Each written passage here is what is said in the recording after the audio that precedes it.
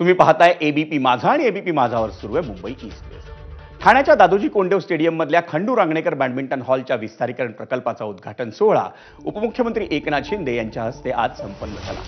या प्रकल्पाचा आराखडा हा ठाणे महापालिकेने तयार केला असून त्यासाठीचा निधी उपमुख्यमंत्री शिंदे यांनी मंजूर केलाय. खंडू रांगणेकर हॉलमध्ये सध्या 5 बॅडमिंटन कोर्ट्स आहेत.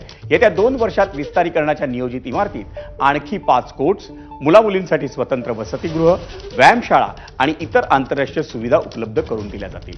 सय्यद मोदी बॅडमिंटन प्रशिक्षण योजनेचे प्रमुख श्रीकांत वाड यांच्या मेहनतीचं शिंदे यांनी खास कौतुक केलं.